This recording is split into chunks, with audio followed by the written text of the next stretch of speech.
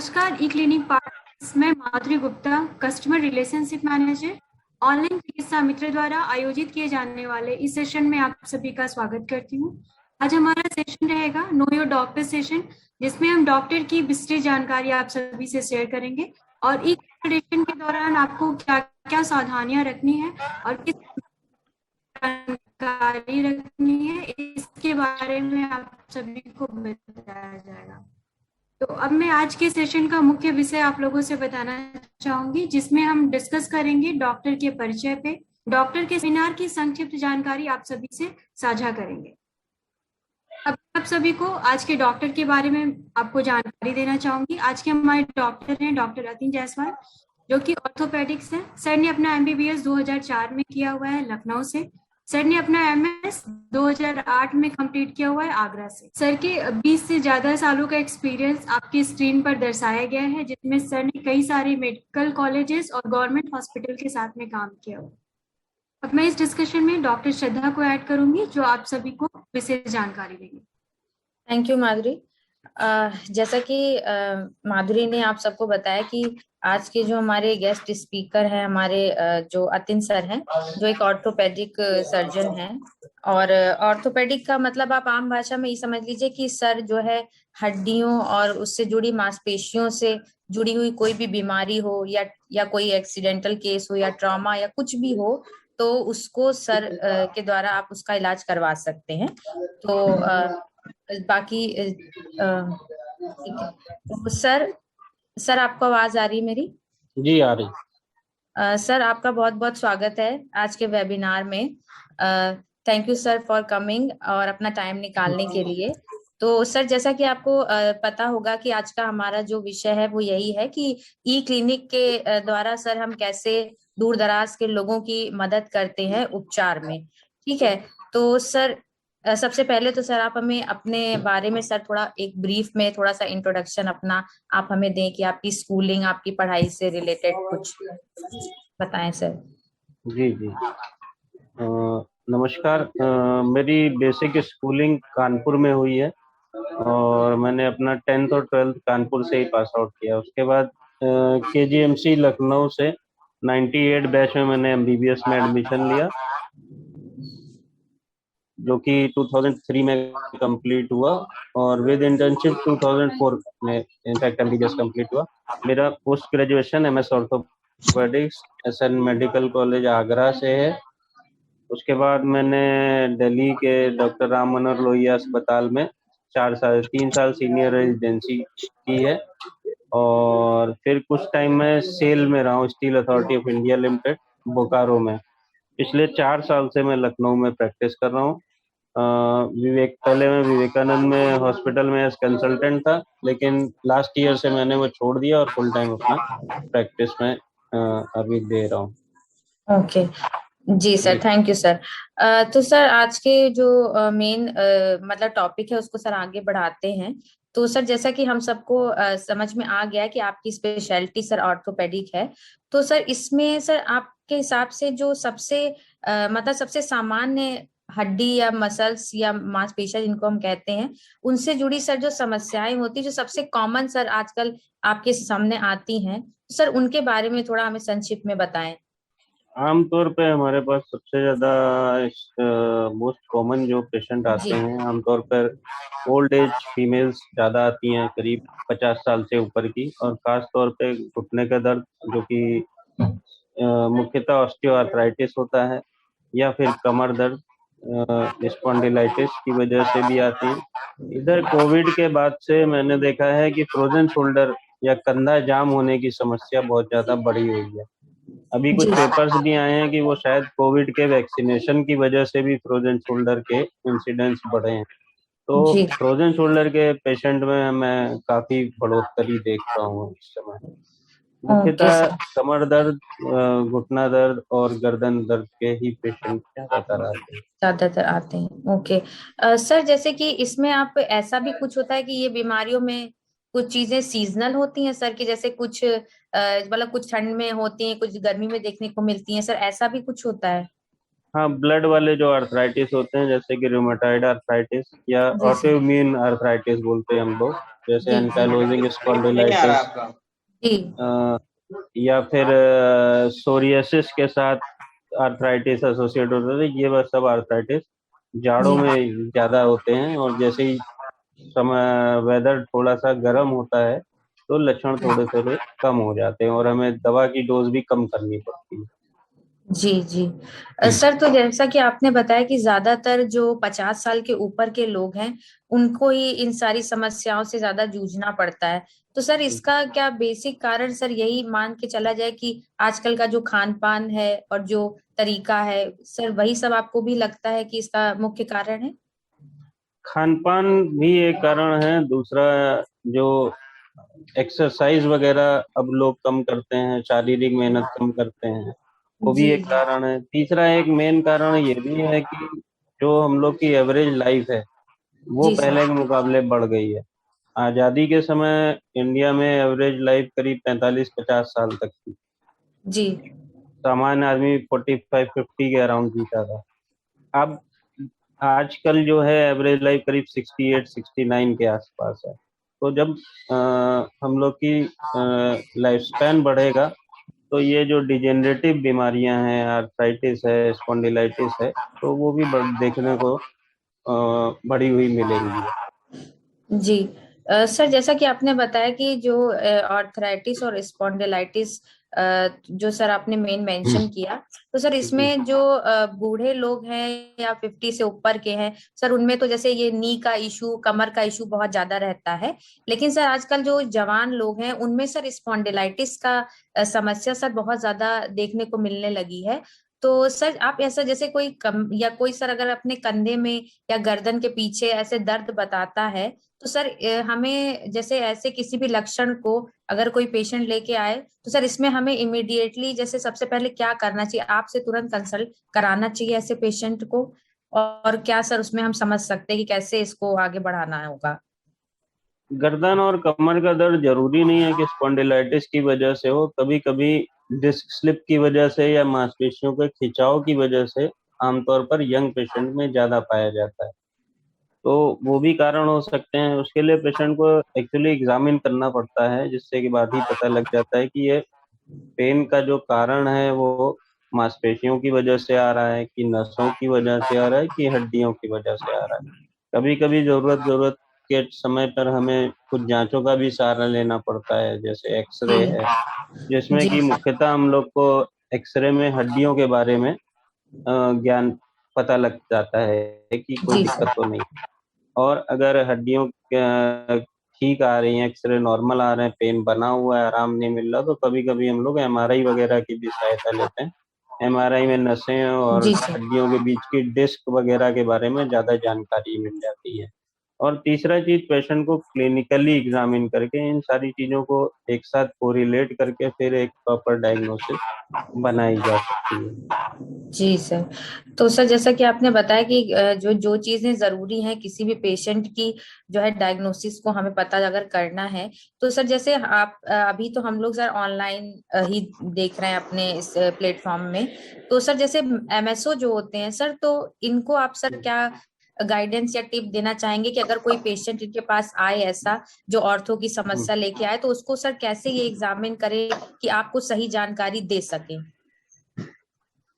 मुख्यतः ये लोग लक्षण पूछ सकते हैं कि कितने दिन से दर्द बना हुआ है। अगर कमर दर्द का मरीज आया है तो यूजली कमर दर्द के मरीज, अगर कोई बुखार वगैरह तो दर्द के साथ नहीं आ रहा, भूख कम तो नहीं हो रही, वजन तो नहीं कम हो रहा, अगर इन सब लक्षणों के साथ कमर दर्द है तो कभी कभी स्पाइन का इन्फेक्शन या ट्यूबरकुलोसिस भी हो सकती है।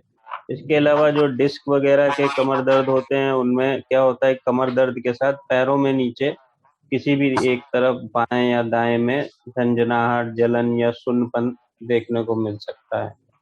तो प्रॉपर एमएसओ लेवल पे ये लोग हिस्ट्री ले सकते हैं, पेशेंट को बुखार तो नहीं है, पेशेंट की भूख कैसी है, वजन तो नहीं कम हो रहा, दर्द कितने समय से है, जी परिवार में और भी लोगों को इस तरह की बीमारियां तो नहीं है।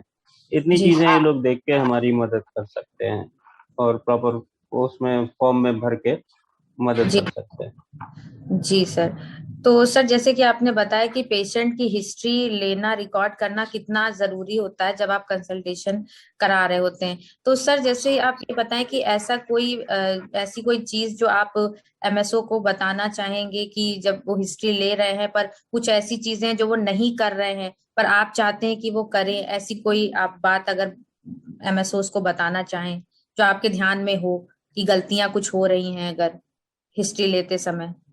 ज्यादातर हिस्ट्री में दिक्कत तो नहीं आती है, लेकिन जैसे पेशेंट देखते हैं तो कई बार फोकस नहीं होता है कैमरे का। तो जी जैसे घुटना पेशेंट दिखाना चाह रहा है तो अगर दूर से फोकस करेंगे तो घुटना दिख जाएगा, तो उस जगह पे एटलीस्ट फोकस करना चाहिए। जी और हिस्ट्री प्रॉपर ले रहे हैं, हिस्ट्री में कोई ऐसी कमी नहीं मिलती है।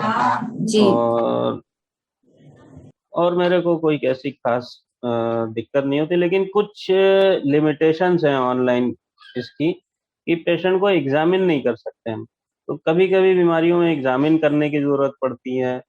और कई सारी जैसे होता है कि सर्जिकल बीमारियां हैं, हमारे पास कई पेशेंट आते हैं, जैसे कभी कभी बच्चे आ जाते हैं जिनका जन्म से कूल्हे खराब हैं या कोई दिक्कत है, तो उसमें कई बार सर्जिकल ऑप्शन की जरूरत होती है, वो हम लोग ऑनलाइन के माध्यम से नहीं कर पा रहे हैं।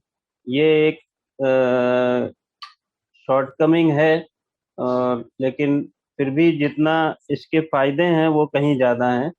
तो हम लोग 90% पेशेंट को तो देख लेते हैं और प्रॉपर ट्रीटमेंट दे सकते हैं, लेकिन कुछ वर्ग पेशेंट का ऐसा भी होता है जो कि पूरी तरह से इलाज जिसका ऑनलाइन संभव नहीं होता है। सर तो जैसे जो आपने बात बताई कि सर बच्चों में भी सर बच्चे भी ऐसे आते हैं सर जिनको ऑर्थो की समस्या रहती है शुरू से, तो सर ऐसे हम्म। में सर आपको जैसे डायरेक्ट दिखाना है या पहले सर हम लोग बच्चों के जो विशेषज्ञ होते हैं उनके द्वारा पहले हमें आप तक आना होगा, सर आप क्या मतलब नहीं, बताएं। कई बार जैसे बच्चों में फ्रैक्चर वगैरह है तो अब उनमें तो सिंपल प्लास्टर ही चाहिए होता है, लेकिन वो जी प्लास्टर लगाना तो किसी डॉक्टर को ही पड़ेगा। जी तो सर। यूजली मैं तो रेफर कर देता हूँ पेशेंट को। अगर कोई जी आपका चैनल हो तो हम उसे बुला भी सकते हैं, लेकिन बुलाने के लिए फिर वो है कि पूरा हम लोग को एक सेटअप टाइप का प्लान करना होगा जहाँ पे सारी सुविधाएं मिले।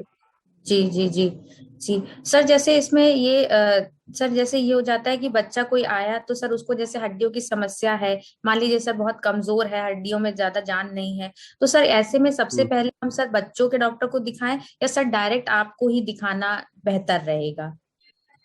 नहीं, उसमें देखना पड़ेगा। अगर उसकी कमजोरी का कारण मान लीजिए माल न्यूट्रिशन है, बच्चा खाना पीना ठीक से नहीं खा रहा है, उसका शारीरिक पोषण पूरी तरह से नहीं हो रहा है, जी ठीक है, उसको शरीर में प्रोटीन की कमी है, तो जी वो बच्चे वाले डॉक्टर देखेंगे। जी लेकिन अगर मान लीजिए उसको विटामिन डी की कमी है, या उसकी हड्डियां सही से नहीं ग्रो कर रही हैं, जी हाथ सर। पैर टेढ़े हो रहे हैं, जो कि रिकेट्स में यूजली पाया जाता है, तो उसमें हम लोग भी देखते हैं। तो वो हम लोग पेशेंट देख के उसके हिसाब से एडवाइस कर देते हैं। अगर मेरे को लगता है कि बच्चे को किसी बच्चे वाले डॉक्टर को भी दिखाने की जरूरत है, तो हम साथ में एडवाइस कर देते हैं कि एक बार बच्चों के डॉक्टर से भी ओपिनियन ले ली जाए। जी तो सर जैसे कि अगर मान लीजिए कोई पेशेंट हमारे मेडिकल स्टोर पे आता है, सर हम्म। जैसे बहुत सारे टाइम कुछ ऐसा भी होता है कि सर पेशेंट को समस्या तो होती है ऑर्थोपेडिक की, पर मेडिकल स्टोर हम्म। वाले उस चीज को समझ ही नहीं पाते हैं कि ये समस्या है ऑर्थोपेडिक की, तो सर कुछ आप ऐसे पॉइंट्स या टिप्स आप इनको बताएं जिससे कि ये समझ लें कि जो है ये ऑर्थो की समस्या है, कोई और समस्या नहीं है, तो आपसे ही कंसल्ट कराना बेहतर होगा। जी, जैसे मरीज आते हैं, मैं कुछ लक्षण बता सकता हूँ जिनके जी आधार पे ये लोग हमारे पास मरीज भेज सकते हैं। जी जैसे सर। सर्वाइकल स्पॉन्डिलाइटिस का मरीज है, वो गर्दन में दर्द लेके आएगा जो कि किसी एक हाथ में आ रहा है, या जलन, झंझनाहट, सुनपन किसी बाएं या दाएं किसी भी हाथ में आ रहा है, तो इन्हें हमारे पास भेजना है। बैक पेन, कमर नीचे कमर दर्द का मरीज है जो कि पैरों में सुनपन या झंझनाहट के साथ आ रहा है, तो हमारे पास भेजना है। चलते चलते पैर सुन्न हो जा रहे हैं, तो वो लंबर कैनाल स्टेनोसिस होती है, वो भी हम लोग ही देखते हैं। घुटनों में दर्द है या शरीर के किसी भी जोड़ में सूजन आ रही है, जकड़न आ रही है, और या फिर कई बार कुछ आर्थराइटिस ऐसे होते हैं जिसमें मॉर्निंग में सुबह उठने पे जोड़ फूले हुए रहते हैं, मुट्ठी बांधने में कसी कसी लगती है, और मरीज को शुरू के 1 घंटा बड़ा मुश्किल होता है फिर जैसे जैसे टाइम गुजरता है वो ठीक हो जाता है। तो ये सब गठिया रोग के लक्षण हैं, तो इस टाइप के मरीजों को एमएसओ को यूजली हमारे पास भेजना चाहिए।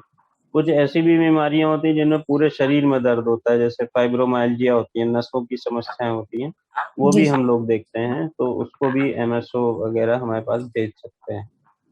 जी सर। तो सर जैसे कि आपने जो ये लक्षण बताए ये बहुत जरूरी हैं, और एमएसओ सर अगर सुन रहे हैं सब तो इस बात को सर ध्यान रखेंगे तो उनके लिए अच्छा होगा।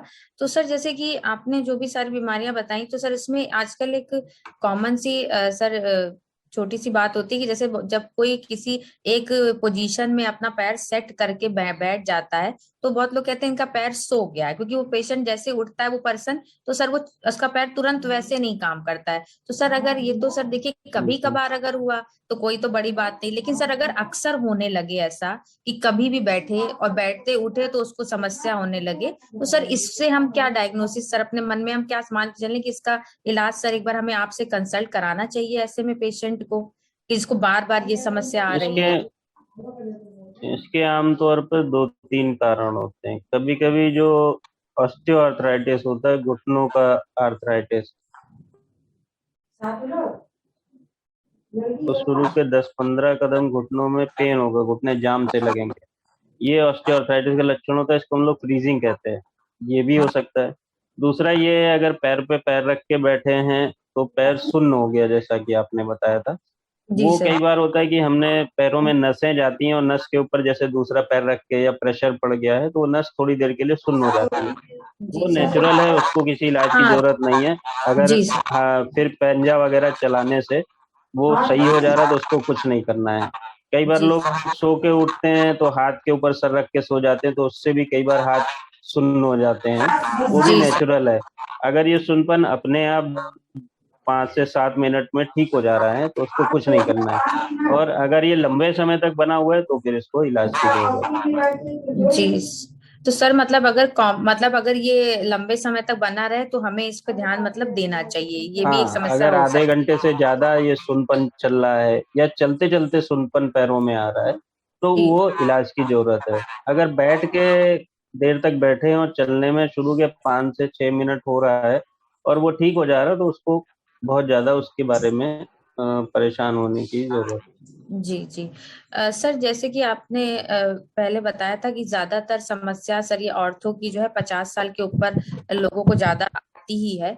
तो सर जैसे जो है। यंग पेशेंट हैं या युवा पेशेंट हमारे आते हैं, तो सर उनको सर आप कुछ ऐसे एमएसओस को सर कुछ ऐसे प्रिकॉशनरी कुछ आप टिप्स सर बता सकते हैं कि अगर कोई पेशेंट आए और आपसे इलाज करा ले, ठीक हो जाए, हम्म, लेकिन सर फिर बाद हम्म। में वो उससे वही समस्या बार बार ना आए, तो सर ऐसी कुछ कॉमन बातें जब सर आप बताएं कि उनको उसके लिए ध्यान। मैं कई बार कुछ एक्सरसाइजेस भेजता हूँ, वो कसरत करते रहें।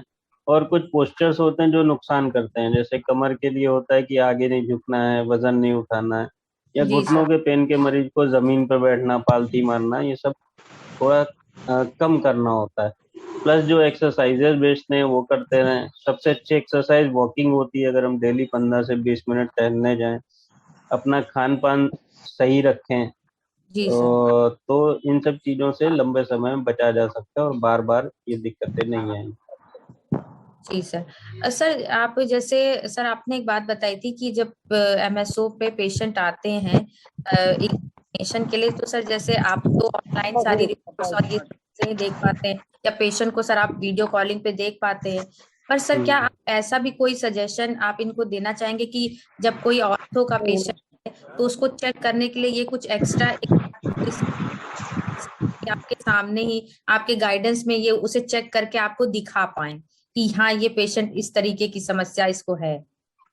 हाँ, ऐसा मैं कई बार इन लोग को बोलता हूँ कि जैसे मरीज कमर दर्द का है तो आप मेरे मरीज को लेटा के उसके पैर सीधे उठवा के मेरे को दिखा सकते हैं।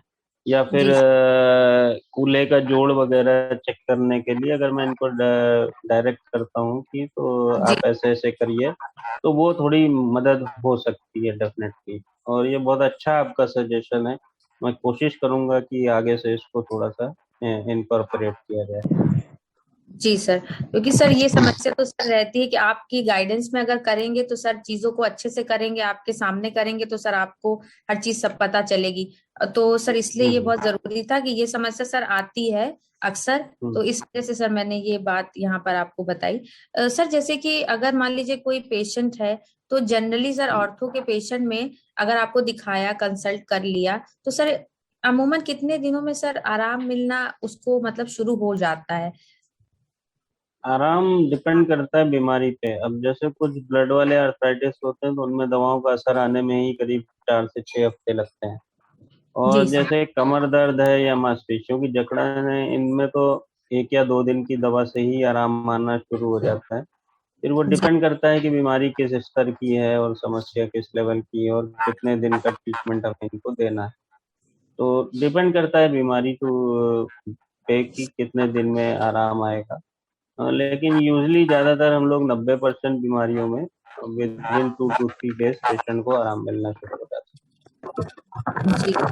तो सर जैसे मान लीजिए कोई पेशेंट आया और उसको एक दो तीन बार उसने कंसल्ट किया, और अगर उसको ज्यादा मतलब अब उनको आराम नहीं मिला, तो सर ऐसे में मेडिकल स्टोर के पास अगर वो पेशेंट आता है तो सर उनको क्या ट्रीटमेंट करना चाहिए या क्या करना चाहिए, आप इसके बारे में बताएं सर। है। पेशेंट को अगर 2 3 बार दिखा चुका है और फिर भी आराम नहीं मिल रहा है तो मैं कहूँगा कि कहीं ना कहीं कुछ कमी रह जा रही है। हो सकता है कि मैं पेशेंट एग्जामिन ना कर पा रहा हूँ, ये जी सर। दिक्कत समस्या हो सकती है जी और सर। उसकी वजह से कुछ दिक्कतें आ रही हों। दूसरा, कुछ बीमारियां अभी भी मेडिकल साइंस की इतनी तरक्की करने के बावजूद कुछ बीमारियां ऐसी हैं जिनका जड़ से इलाज नहीं है, जी सर। उसमें केवल आराम ही मिलता है। जैसे एनकाइलोजिंग स्पॉन्डिलाइटिस है, गठिया जो यंग एज में होता है, उसमें पूरा जड़ से नहीं ठीक होता है। जब तक पेशेंट दवा खाता है तब तक आराम रहता है। तो कई बार पेशेंट की एक्सपेक्टेशन होती है कि मैं 1 महीना दवा खाऊं और मैं जीवन भर के लिए ठीक हो जाऊं, 2 महीने दवा खाऊं ठीक हो जाऊं। तो ऐसे पेशेंट भी आते हैं जिनको ये चीज समझनी पड़ेगी कि बीमारी जी। में जब तक आप दवा खाओगे, जैसे डायबिटीज है, ब्लड प्रेशर है, उसी जी। तरह ये आपका गठिया भी है। आप जब तक जी। दवा खाओगे तब तक आराम रहेगा और इसको जड़ से दवा के लिए आप ना ढूंढें। तो जी। कई बार जी। पेशेंट एक्सपेक्टेशन की वजह से भी पेशेंट बार बार आता है और बोलता है आराम नहीं है। कुछ कुछ ये ऑनलाइन की कमी भी हो सकती है और कभी कभी हो सकता है कि हम नहीं एग्जामिन कर पा रहे हैं, कोई चीज मिस हो गई क्योंकि पेशेंट डायरेक्टली हमें नहीं दिख रहा है। तो ये चीजें हो सकती हैं, लेकिन मेरे को लगता है ऐसा बहुत कम केसों में होता है। जी। तो सर जैसे कि जो है, अगर वैसे तो सर ऐसा बहुत कम होता है कि पेशेंट्स को साइड इफेक्ट्स हो कभी भी मेडिसिन से बहुत ज्यादा, लेकिन सर अगर किसी पेशेंट को बाय चांस हो जाए, तो सर ऐसे में सर आप क्या बताना चाहेंगे? एमएसओ उसको कैसे तुरंत इमीडिएट सर उसमें क्या स्टेप ले एमएसओ हमारे? देखिए, साइड इफेक्ट का मतलब कि दवा से एलर्जी हो सकती है। जी सर। पहला नंबर 1 एलर्जी हो सकती है। तो जी। एलर्जी अगर किसी दवा से है तो ज्यादातर एमएसओस को उसका ट्रीटमेंट मालूम होता है। जी सर। सेट्रिजिन की टेबलेट दे दिया या एविल की टेबलेट दे दिया तो उससे जी। चीजें जी। कंट्रोल में आ जाती हैं। जी बाकी सर। कुछ दवाओं के अलग से कुछ साइड इफेक्ट्स होते हैं, वो हम लोग पेशेंट को बता देते हैं। जैसे जी। प्रीगैबलिन और नॉरट्रिप्टिलिन वगैरह दवाएं होती हैं, तो इनसे थोड़ा थोड़ा नींद आ सकती है, सुस्ती रह सकती है। जी तो सर। यूजली इसमें मैं ऑनलाइन में जब भी देता हूँ तो मैं यूजली आधी टेबलेट से स्टार्ट करने की कोशिश करता हूँ, जिससे धीरे धीरे पेशेंट एडजस्ट होता है। बाकी जी। अगर पेशेंट को दवा से कोई दिक्कत हो रही, कभी कभी पेट में जलन या एसिडिटी की समस्या हो सकती है, वो जी भी सर। अपना दवा कुछ टाइम के लिए रोकने से या गैस की और अच्छी दवाएं देने से उसमें आराम मिल जाता है। तो एमएसओस को जी। ये जी। करना चाहिए कि अगर जी कोई सर। पेशेंट वापस कंप्लेन लेके आया है और जी दवा सर। से उसको कोई दिक्कत हो रही, तो वो शायद आपको फोन करके, आपको कांटेक्ट करके उससे मेरे से कांटेक्ट कर सकते हैं जी सर। और मैं उसके बारे में फिर उनको बता दूंगा कि क्या उपाय है। जी सर। जी सर। तो सर हाँ, तो सर जब पेशेंट्स के फीडबैक में जब उनसे कभी बात होती है, तो सर मैं भी हम्म उनसे, अगर आपका कोई पेशेंट है किसी भी डॉक्टर का, तो सर मैं आपको संपर्क कर ही लेती हूँ कि अगर उन्हें कोई हम्म, कंफ्यूजन है पूछने में, या उनको नहीं पता चल जी रहा है और वो सोचते हैं कि सर दवा ना खाएं, या गाँव के पेशेंट हैं तो सर वो लोग दवा क्या करते हैं कि सर बंद कर देते हैं, तो समस्या ऐसे आ जाती, 4-5 दिन खाई, नहीं दिक्कत हुई, जरा सा दवा गर्म करने लगी, यही सब बातें सर ज्यादातर बताते हैं, तो उसको बंद कर देते हैं। तो सर इस चीज के लिए तो संपर्क आप ही लेंगे। तो सर जैसे कि जी अगर किसी सर जैसे कोई दवा आपने प्रेस्क्राइब की और मेडिकल स्टोर को आप अगर जरा सा भी कोई डाउट है, आपसे कुछ क्लेरिफाई करना है, या पेशेंट की कोई ऐसी बात थी जो बताना भूल गया हो, तो सर उसके लिए भी तो हमारे द्वारा सर आपसे संपर्क किया जा सकता है। तो जी जी। जी, तो सर जैसे कोई दवा का मान लीजिए ना मिल रही हो, आपने जो प्रिस्क्राइब की हो, सर आपसे तो संपर्क किया ही जा सकता है ऐसे विषय में। हम्म। कोई दवा जो है ना मैंने प्रिस्क्राइब की जी नहीं मिल रही है तो सर। उसका कोई सब्स्टिट्यूट दवा मिल सकती है, वो मेरे से कंसल्ट जी करके उसको भी किया जा सकता है। और यूजली मैं कोशिश करता हूँ कि ऑनलाइन जो भी पेशेंट देखूं तो उनको मैं स्टैंडर्ड ब्रांड्स की दवा लिखूं जो कि लगभग सब जगह अवेलेबल हो, और ऐसी दवा मैं लिखने अवॉइड करता हूँ जो मुश्किल से मिलती हो। फिर भी अगर कोई दिक्कत आ रही है तो मेरे से संपर्क कर सकते हैं और मैं उसी के हिसाब से उनको बता दूंगा कि उसकी जगह कौन सी दूसरी दवा दे सकते हैं। हालांकि ये जी सर। समस्या बहुत ज्यादा आती नहीं है, मैं जो भी दवा लिखता हूँ वो मेरे हाँ पास सर। बहुत ज्यादा हाँ कॉल्स आए नहीं है कि दवा है नहीं। जी sir. Sir actually rural patients, तो सर वो सब वो अपने मन से सर ये सोचते हैं कि हमें इसी का कोई सब्स्टिट्यूट मिल जाए, थोड़ा सस्ता हो सर, इस वजह से कभी कभी ऐसी बात पता चल जाती है, अदरवाइज तो सर बहुत ज्यादा ये समस्या आती नहीं है सब्स्टिट्यूट वाली, मैं ये भी लेकिन ध्यान रखता हूँ कि जो दवाएं लिखूं बहुत महंगी दवाएं ना लिखूं, और ऑलरेडी मैं सस्ती दवाएं लिखता हूँ अपनी प्रैक्टिस में। जी कोशिश यही रहती है मेरी। जी तो वो जेनेरिक पेशेंट लेना चाहे तो ले सकता है, कोई दिक्कत नहीं है। जी अदरवाइज जो मैं दवा लिखता हूँ वो ऑलरेडी मैं सस्ती ही लिखता हूँ दवाएं ज्यादातर। जी सर। जी सर। सर जैसे कि आपने सर अपार्ट फ्रॉम जैसे सर ट्रॉमा या एक्सीडेंटल केस के अलावा सर ऐसा कोई केस जो आपके सर जो आप बताना चाहें कि जिसको रेफर करना पड़ता हो, जैसे ऑनलाइन नहीं दिखाया जा सकता हो पर वो आपके पास ले आए हो गलती से, लेकिन एक्चुअली में उसको सर रेफर करना है, तो सर जैसे एक्सीडेंट का तो सर सबको पता होता है कि इसको तो हम्म। अस्पताल ही ले जाना है, सर उसके अलावा भी अगर कोई औरतों का ऐसा सर कोई आप केस बताना चाहें या कोई ऐसी समस्या जिसके लिए रेफर करना जरूरी हो। मतलब कौन सा पेशेंट रेफर करना है और दिखाना हाँ नहीं है? हाँ सर, जैसा ऐसे कौन सा पेशेंट है सर जिसको इन रेफर ही करना पड़ेगा, ऑर्थो का जैसे सर। अभी एक बच्चा एक दिन आया था, वो मायोपैथी था, मतलब उसको मांसपेशियों में कमजोरी थी जो कि जन्म से थी।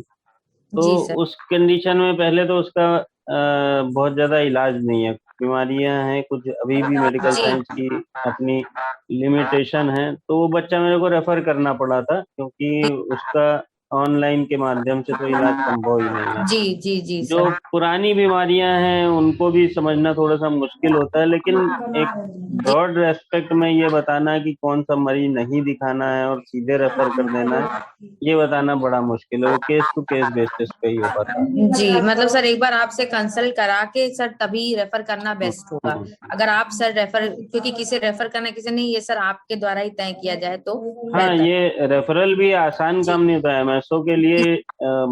मतलब डिसाइड करना कि कौन का पेशेंट किस स्पेशलिटी में और कहाँ जाएगा, ये जी बोलने सर। में आसान है लेकिन ये भी एक अपने आप में टफ काम होता है। तो जी वो सर। चीज़ है, अगर मेरे को दिखाएंगे तो मैं ज़्यादा अच्छा गाइड कर पाऊंगा कि इस जी बीमारी का इलाज अगर रेफर भी करना है तो किस जगह पे ज़्यादा अच्छा इसका ट्रीटमेंट संभव है। जी सर। जी सर, तो सर इससे मतलब यही है कि सर जैसे कि अगर रेफर भी कोई केस करना हो या लगे भी तो सर एक बार आपसे कंसल्ट करवा लें, फिर उसके बाद जैसा आप कहें वैसा ही उन्हें करना चाहिए रेफरल के केस में भी। जी। जी। सर आपने जो जानकारी दी उससे मतलब हमें तो बहुत फायदेमंद लग रही है। और तो सर जैसे अभी कुछ एमएसओ जो हमारे साथ जुड़े हैं जो आपको सुन रहे एक हैं। चीज़ और कहूंगा, अगर अगर जी सर बोलें। मैं ये कह रहा हूँ, अगर एमएसओस को लगता है कि कोई पेशेंट है जो कि डायरेक्टली रेफर करने की जरूरत है और नहीं दिखाना जरूरी है, तो वो भी वो अपने स्तर से वो डिसाइड कर सकते हैं। जी तो सर। ऐसा जरूरी नहीं है कि सारे पेशेंट को उनको दिखाना ही है। अगर उन्हें लगता है कि कोई पेशेंट है जो लंबे समय से जी सर। परेशान है, नहीं आराम मिल रहा, तो वो अपना रेफर कर सकते हैं। जी नो। Sir, okay sir. तो सर जैसा जो आपने जानकारी दी है उसको बहुत सारे MSO जो हमारे साथ जुड़े हैं वो सुन रहे हैं सर, उसमें से शायद कुछ नए भी हैं जो आपसे पहली बार जुड़े हुए हैं आज हम लोगों से। तो सर अब सर समय है कि उनके मन में अगर कोई सवाल है जो वो आपसे पूछना चाहते हैं, कोई डाउट है जो क्लियर करना चाहते हैं, तो सर अब हम क्वेश्चन आंसर वाले सेशन को स्टार्ट करेंगे। तो जी। माधुरी, यस मैम। हाँ, पूछ लीजिए अगर किसी को सर से कुछ पूछना हो, कोई समस्या हो जो ऑर्थो के कंसल्टेशन में उनको कोई मदद चाहिए हो सर से, तो उसके लिए एक बार पूछ लीजिए, किसी को कोई सवाल पूछना है सर से। सर एक क्वेश्चन ये था, एक पेशेंट आया था हमारे पास। हम्म। उसकी हिस्ट्री ये है कि वो उसका इलाज चल चुका है सिजोफ्रेनिया का, एक मर्द नाम से होता ठीक है। है। तो ठीक। वो पेशेंट आया था, एम्स में भी उसका इलाज चला है, उसकी सिजोफ्रेनिया की जो मेडिसिन चलती है वो हम्म। चली है। और मतलब काफी टाइम से उसका इलाज चल रहा है, बस उसको क्योर नहीं हो रहा है, 10 साल हो गए करीब। हम्म। तो उसको हम्म। क्या करना है वो आपसे पूछना था। जी। इनको रिफर करना है या क्या करना है, मतलब वो पूछना था आपसे। शिजोफ्रेनिया बेसिकली हड्डी रोग विशेषज्ञ नहीं देखते हैं, इसको मानसिक रोग विशेषज्ञ ही देखेंगे या साइकेट्रिस्ट ही रिफर करने का मैं देखेंगे। पूछ रहा हूँ सर, कि रिफर करने का बता सकते हैं कि स्टेटस क्या है, 10 साल से पेशेंट इलाज कर रहा है, सिर्फ रिफर करने हाँ, साइकेट्री डिपार्टमेंट में आप केजीएमसी में रेफर कर सकते हैं, केजीएमयू के साइकेट्री डिपार्टमेंट में उनका का। एम्स डिपार्टमेंट है। में भी इलाज हो चुका है, यहाँ लखनऊ में भी इलाज हो चुका है उसका। कुछ तो फायदा जरूर रहा होगा। नहीं सर, उसको ऐसा मतलब कभी फौरन गुस्सा आ जाता है, प्रॉब्लम हाँ। रहती है वो, और जो है ये प्योर नहीं हो रहा है उसका, बहुत ज्यादा उसको जो है ना प्रॉब्लम रहती है, दवा खाने के बाद भी उसको कोई वो नहीं होता है। एम्स दिल्ली में इलाज हो चुका है। एम्स में भी हो चुका है। एक्चुअली इस बीमारी में अगर नहीं आराम मिल रहा है तो ये आपको उसकी स्पेशलिटी के डॉक्टर ही बता पाएंगे कि क्यों नहीं मिल रहा है या कहीं और भेजना है। जी तो जी। मेरे को लगता है मैं उसके लिए राइट पर्सन नहीं हूँ बताने के लिए। अगर हमारी हड्डी से रिलेटेड बीमारी है तो मैं जरूर बता सकता हूँ। अच्छा तो सर, हड्डी से रिलेटेड एक पेशेंट है हाँ। हमारे पास, वो भी पूछना है हम्म। आपसे। वो हम्म। एक पेशेंट है, उनके जो है दर्द रहता है कमर में, हम्म। और शुगर के पेशेंट है वो। तो अभी ठीक है। हम कल उनको जो है ना शुगर नापा था, तो उनका 250 था करीब हम्म। शुगर। और हम्म। मतलब खाने के बाद,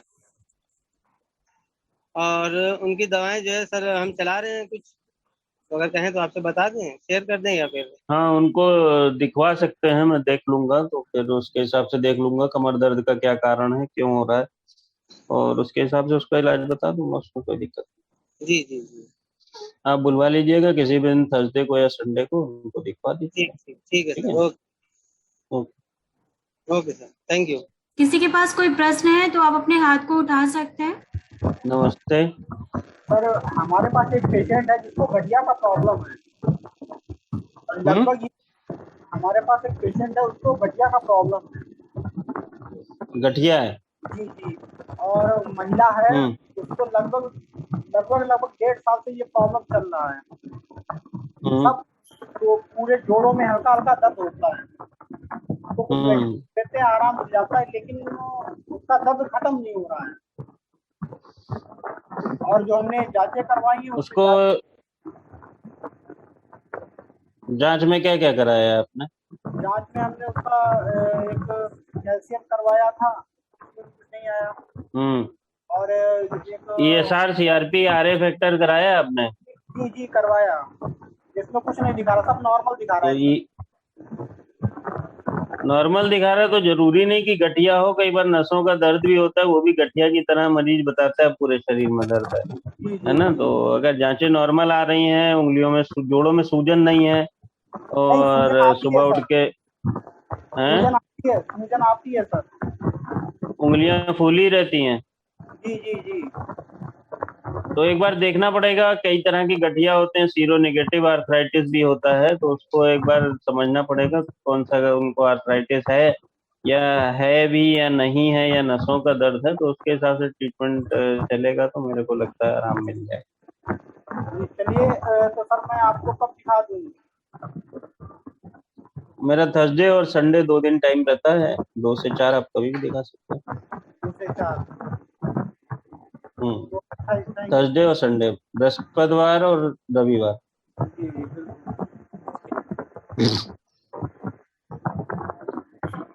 और किसी स्टोर का कोई प्रश्न है? हाँ माधुरी, माधुरी, जो हमारे यहाँ स्टोर आज इस वेबिनार में जुड़े हुए हैं, तो इसमें से क्या कुछ ऐसे हैं जो पहली बार कोई वेबिनार अटेंड कर रहे हैं? मैं मोस्ट ऑफ स्टोर जो है वो नए ही ज्वाइन हुए हैं हमारे साथ में। अच्छा, ठीक है। तो जो भी नए स्टोर हैं जो पहली बार हमारे साथ जुड़े हुए हैं इस वेबिनार में, तो जैसा कि आप लोग अगर पूरा वेबिनार आपने अगर शुरू से अभी तक अटेंड किया है, तो आपको ये तो पता चल गया होगा कि आज हमारे साथ डॉक्टर अतिन जायसवाल जुड़े हैं, जो एक बहुत ही एक्सपीरियंस्ड ऑर्थोपेडिक सर्जन हैं। तो अगर आपके पास कोई भी पेशेंट ऐसा आता है, जैसा कि सर ने बताया, इस सारे लक्षणों के साथ अगर कोई भी मरीज आपके पास आता है, तो आप डायरेक्ट सर से कंसल्ट जरूर करें। और सर का जो समय है वो बृहस्पतिवार और रविवार को 2 बजे से लेके 4 बजे के बीच तक रहता है।